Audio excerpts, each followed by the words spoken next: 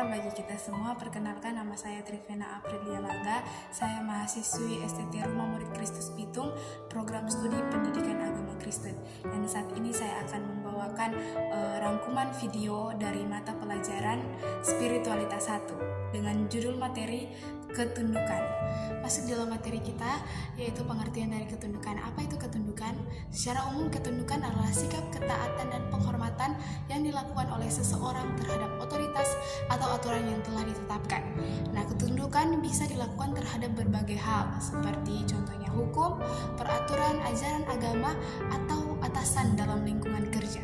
Ketundukan mencakup perilaku yang patuh dan taat terhadap aturan atau otoritas yang telah ditetapkan, serta menghindari perilaku yang melanggar aturan atau otoritas tersebut. Nah, ketundukan juga mencerminkan sikap ketaatan dan penghormatan yang diintegrasikan dalam karakter seseorang sehingga mampu menjalankan tugas dan tanggung jawab dengan baik dan bertanggung jawab atas segala tindakan yang dilakukan. Nah, tunduk substansinya adalah taat.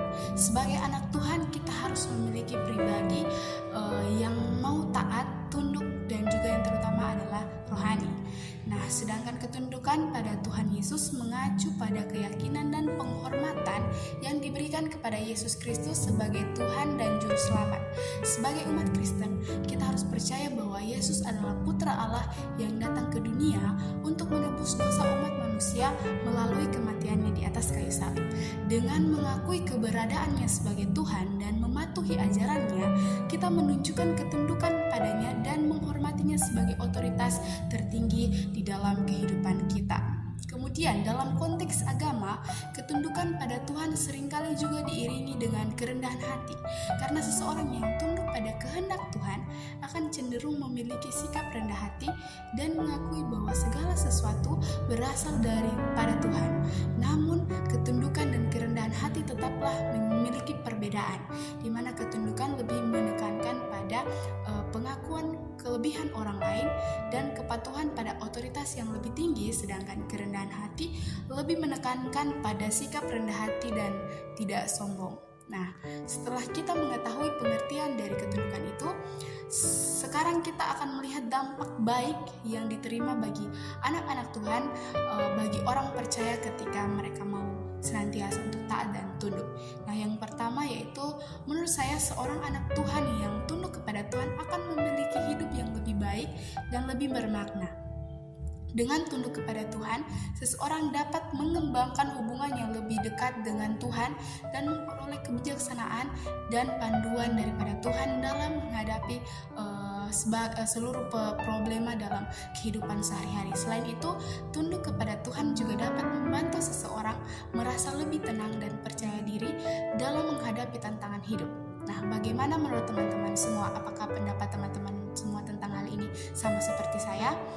Nah, kemudian yang kedua, sebagai seorang hamba atau anak Tuhan yang tunduk pada Tuhan Yesus, saya percaya bahwa sebagai anak-anak Tuhan kita juga harus tunduk pada hukum dan otoritas yang sah, seperti hukum yang berlaku di negara kita dan aturan yang ditetapkan di tempat kerja atau di sekolah kita. Selain itu, kita juga harus tunduk pada nilai-nilai moral dan etika yang baik, seperti menghormati sesama manusia. Kita harus senantiasa selalu jujur dan menghindari perilaku yang tidak etis. Dengan tunduk pada hal-hal ini, kita dapat memperlihatkan kasih Tuhan kepada orang-orang lain dan menjadi teladan yang baik bagi orang-orang di sekitar kita. Karena bagi orang yang berjalan sesuai dengan kehendak Allah, dia akan berusaha hidup sesuai dengan firman Allah. Dia akan berusaha untuk tunduk dalam segala situasi dan kondisi. Nah, di saat dia salah atau benar, dia tetap tunduk dan senantiasa mau untuk mengikuti setiap perintah-perintah daripada Allah.